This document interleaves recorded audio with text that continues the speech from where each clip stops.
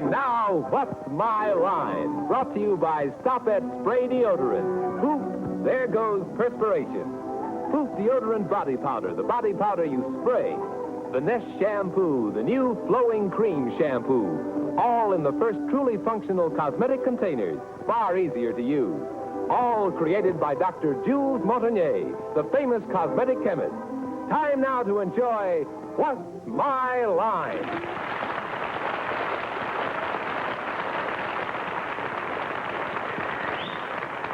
Now let's meet our award-winning What's My Line panel.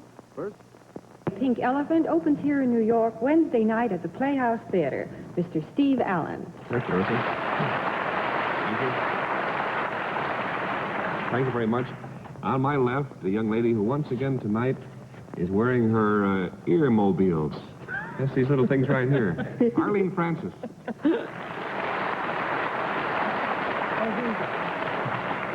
And on my left, the enormously attractive publisher of Random House and Modern Library Books, Mr. Bennett, Cerf.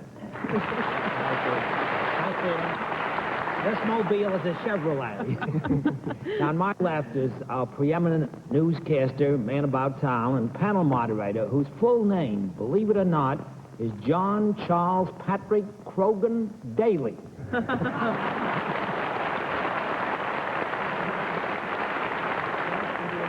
Meet Bennett Cerf, also a member of the FBI. And good evening, ladies and gentlemen, and welcome to What's My Line, presented by Stopette. Once again tonight, some very nice people have come to join us here and the theater and bring with them their very interesting occupations, which we trust will also be somewhat unexpected and a little bit tough for the panel, so they can carry home some prizes.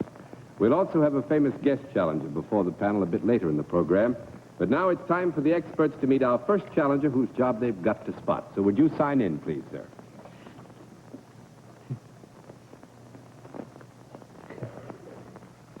Stanley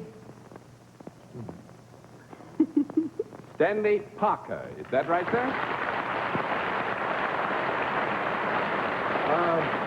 Nice, firm handwriting, Mr. Parker. Would you tell us, first of all, where you're from?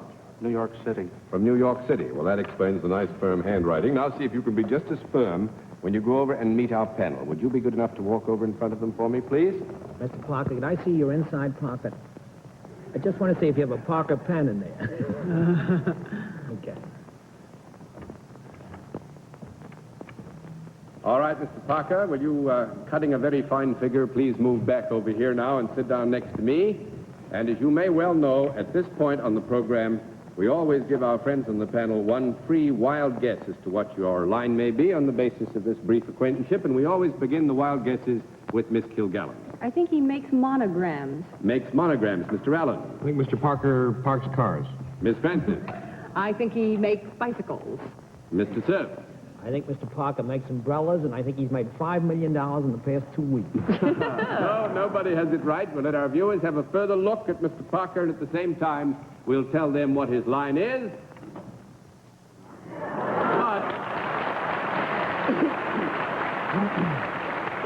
But the panel will have to dig. Mr. Parker, the rules are very simple. Every time you get a no answer from the panel, it will cost the panel $5. We'll keep a record of that up here. Excuse me, 10 of these no's, or $50, and you've won the game. We always give one last bit of help. Mr. Parker is salaried. With that, let's begin the general questioning with Arlene Francis. Is there a tangible product connected with what you do, Mr. Parker? Yes. Is it a object that comes in contact with the human body in any way? Yes. Does it have any movable parts? Yes. Is it useful? Yes. What? Would you give Oh, us... it's a tobacco auctioneer. Oh, actually, I think that we don't want to mislead you. Would you give us your idea of what you mean by useful? Anything that isn't useless. You're in. Go. I should have known better than to ask. You go on, Miss Arlene. Would one use this object or find this object in the house? Yes. Is it made of any kind of, does it have any material? Yes. Like metal? Yes. Is it all metal? No. That's 1 down and 9 to go, Mr. Cerf. Mr. Parker, is this object also found outside the house? Yes. Is it used more outside, would you say, than inside? Yes. Is it used in any kind of sport? There are lots of sports, you know. And you're one of them. Yes, Mr. Parker believes that it is used in sport, and I'd back him up on that. Where does that lead? Would it be used in a sport that concerns animals in any way? No. No, I don't think so. 2 down and 8 to go, Miss Kilgallen. Is this used primarily for or by human beings, Mr. Parker? Yes. Is it a fun kind of a product? Yes. Is it anything that you touch with your hands when you're using it? Yes. And you said that is that the part of the body you were referring to when you said it came in contact That with the comes human in body? direct contact? Yes. Would children ever use this? Yes.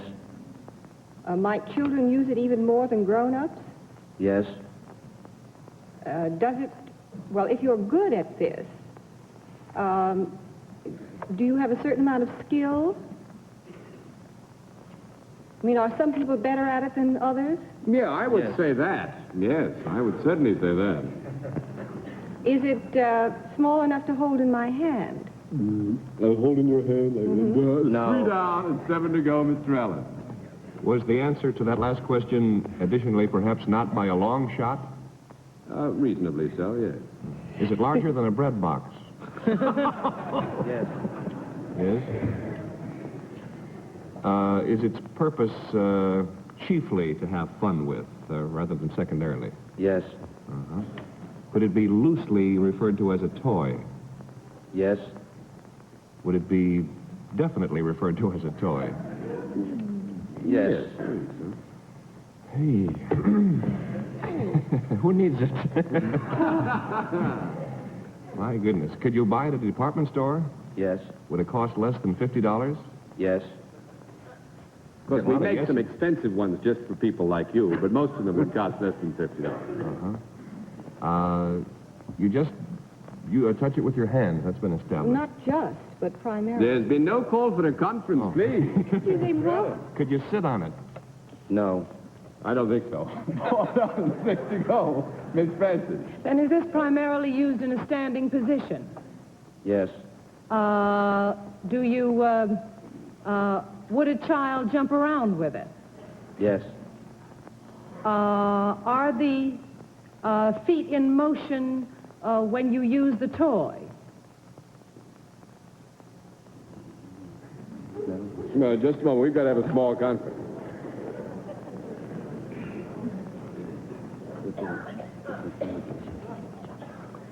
Yes.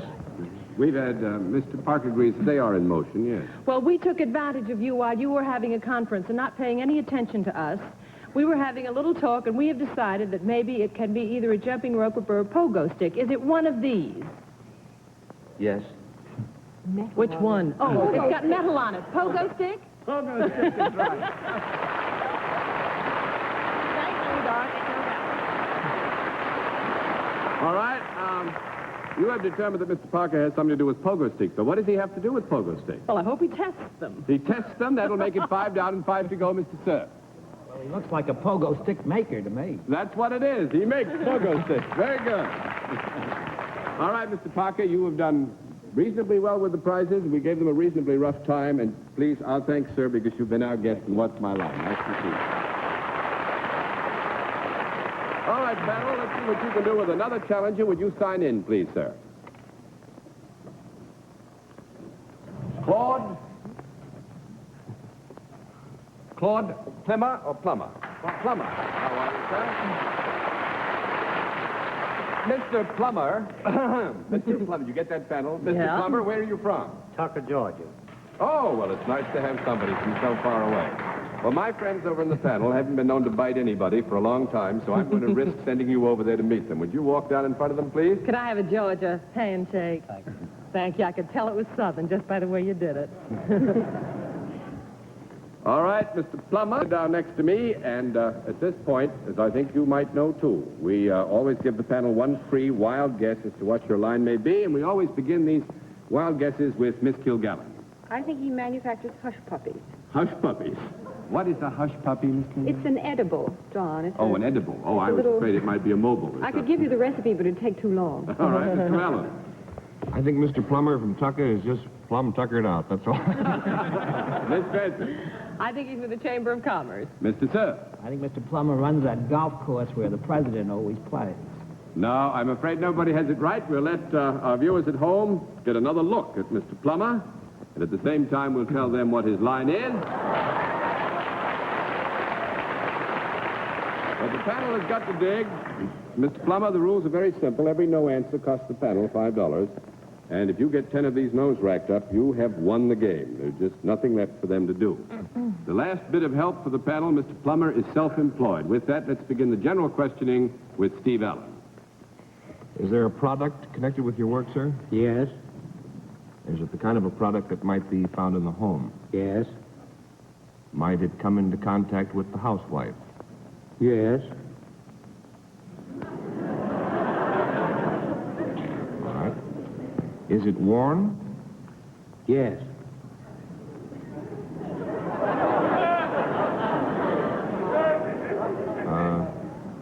Sounds like a lot of people are wearing them already.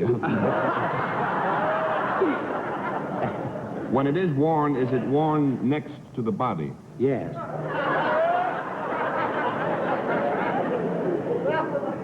Well, it be something funny. Would I be correct in assuming or guessing that a thin girl would not wear one of these? Yes.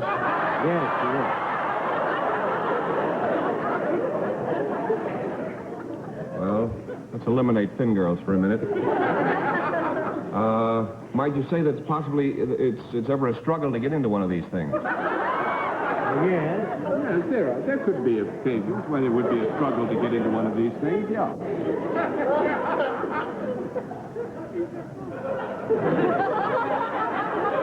We should all get together on this here. Some of you don't seem so sure.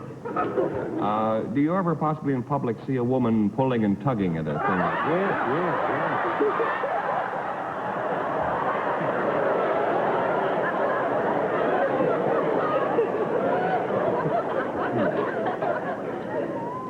Well, I seem to be on the right track here.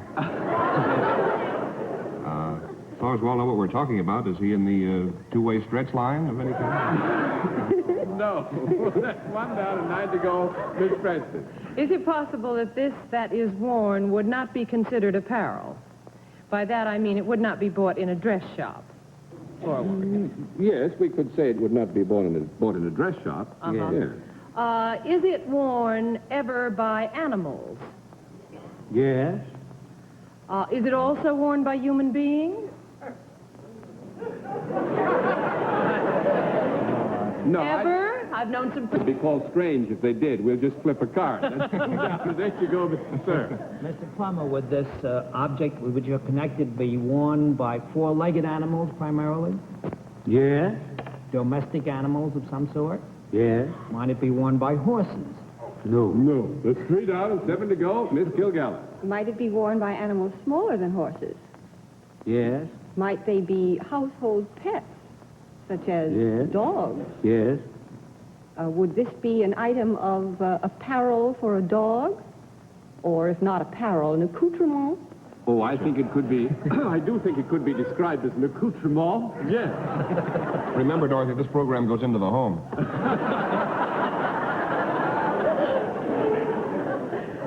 Is this anything that slipped over the dog's head or any part thereof? Yes.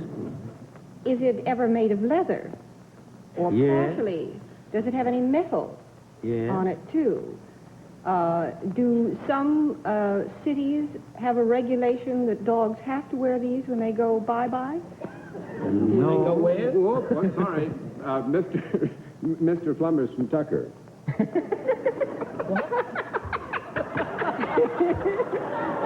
We'll have a cup. What does that mean, anyway? Oh, I...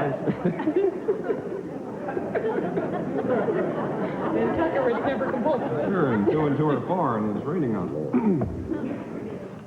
Okay. I stand corrected. Mr. Plummer, having due cognizance of the difference in laws, regulations, and other statutes standing in the city of New York as distinct from the city of Tucker, Georgia, does say yes. Bingo. Go on.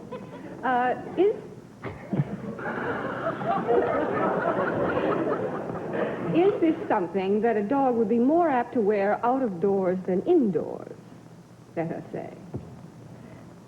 Well, I think we'd have to yield it. More likely outdoors than indoors, yes. Yes. Well, does it go around his neck? Yes. Is it in the collar or leash department? In the collar or leash department? Yes. Would you buy it in a place where you bought harnesses and things like that? Yes. Well, is it either a collar or a leash? Yes. Well, is it a collar? Yes. Yes.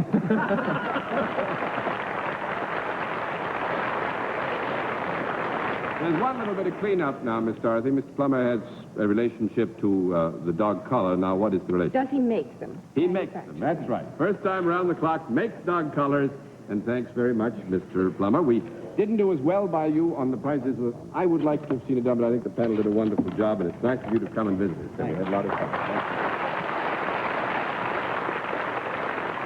All right, in just a moment, ladies and gentlemen, we'll introduce our mystery guest feature of our program, the appearance of our mystery celebrity.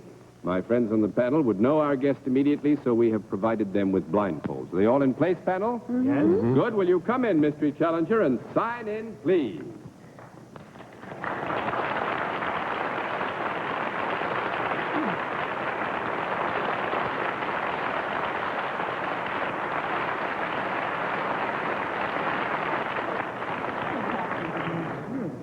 All right, panel, as you know, in the case of our mystery celebrity, we get right down to the general questioning, which we will begin tonight with Miss Dorothy Kilgallen.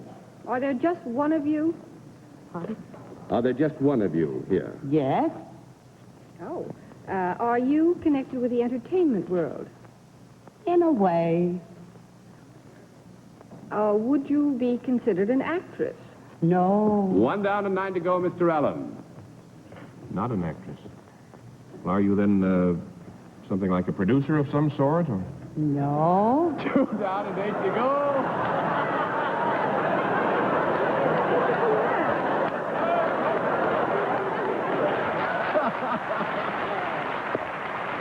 In a way. Thanks a lot, but what happened?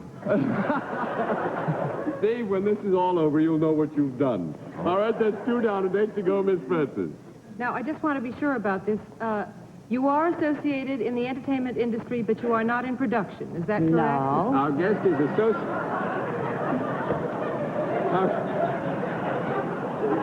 Our guest is associated with the entertainment industry in a way, but is not, so far as we have determined now, an actor or, quote, producer, close quote.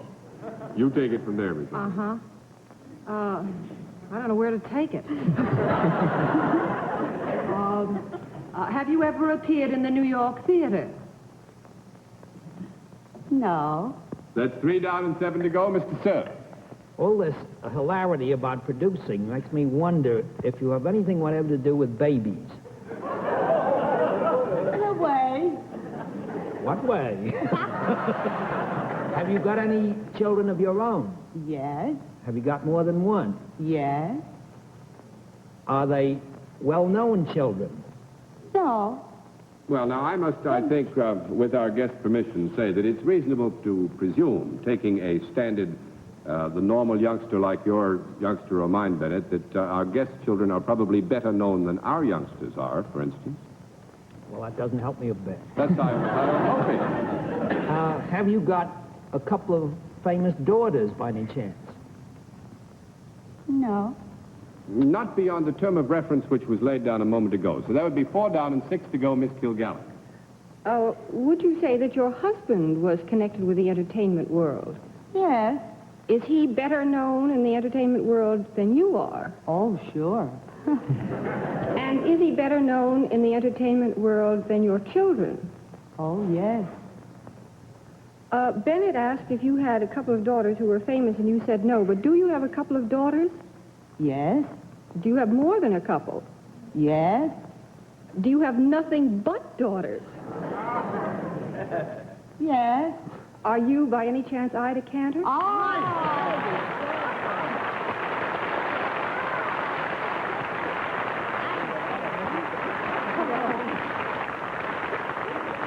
Mrs. Gabor. What were you thinking of, Bennett? Mrs. Gabor. You were thinking of Miss... I thought Bennett had it for a moment, because actually, Steve, your question coming out of the blue, I think is what tipped the scale. Whatever. Now I've got some really wonderful news for you. Eddie Cantor didn't know that Mrs. Cantor was going to be with us tonight, but the youngsters called him and said, just watch the program. So this is as much of a surprise to him as it was to all of you to have Mrs. Cantor with us tonight. And may I thank you for coming to join us. It's wonderful to meet you and to speak.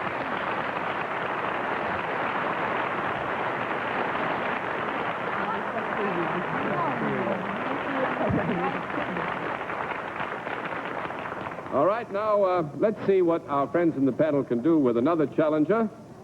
Would you, please, now that you're up at that board, sign in for us? Rita Woodbury, is that right?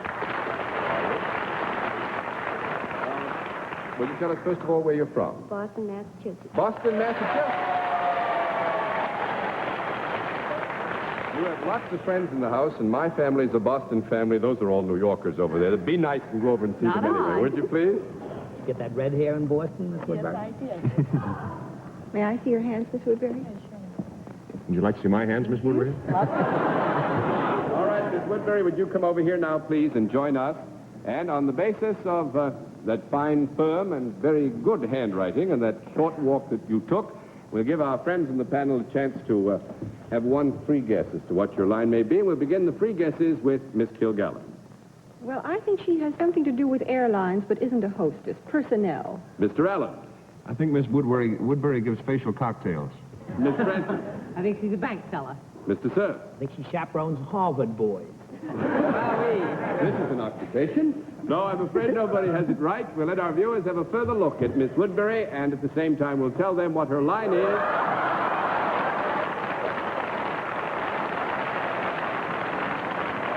But the panel has to dig. Miss Woodbury, every no answer will cost the panel $5. I'll keep a record up here. 10 no's, and you have won the game.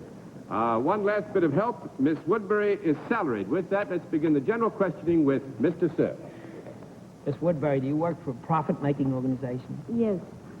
Do you work with some product? Yes. Would this be a product that might be used by both sexes? Yes. Would they use it in the home? Yes. Would they use it in any particular, for the most part, in any particular part of the home? No. No, that's 1 down and 9 to go. You have about 1 minute and 40 seconds. Miss Kilgallen. Is this anything you could carry around from room to room? No. The product, you mean? Could you carry it around from room to room? The thing that you use? I meant if you were eccentric, Or if you strong? wanted to. So the product that you use is what we're now thinking. That you could carry, right? yes. Yes, you could Yes. carry that. Miss Kilgallen, go ahead. What was that bit about the product that you could use? Well, the question was asked the product that you use. The product that is used could be carried around, yes. Well, then, is there something else besides the product that you could use? Are you keeping something from us? I'm trying very hard to do so, yes. Well, the product that you use is a product used by both sexes, and does that include children of both sexes? No. No. 2 down and 8 to go, Mr. Allen. Is it larger than a bread box? Yes. Is it metal in any of its parts? Yes. Does it have moving parts? Yes. Do you turn it on? No. No. That's 3 down and 7 to go, and even I'm getting a little bit lost. Miss Francie. Is it anything that you would buy in an apparel shop? In an No. apparel shop? No. That's 4 down and 6 to go, Mr. Cerf. What I was Miss Woodbury, is this used in any kind of entertainment or sport? No. No. That makes it 5 down and 5 to go, Miss Kilgallen. Would you ever use it in the kitchen or dining room? Yes. Does it have anything to do with food? No. No. That's 6 down and 4 to go. And actually, our time has run out, but I don't think it's going to make much difference, because this one is really tough. Miss Woodbury is a window washer. What? What?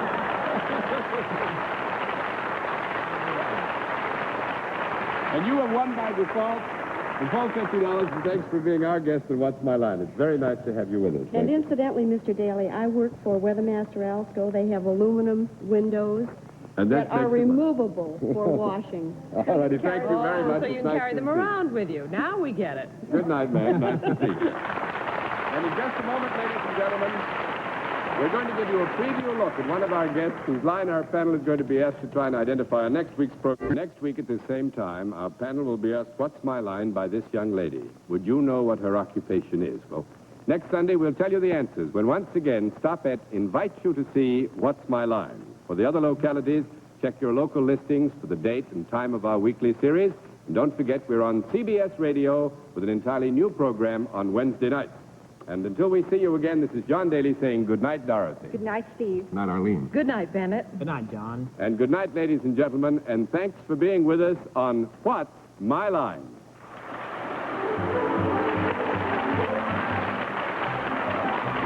This has been a Mark Goodson, Bill Codman production in association with the CBS Television Network.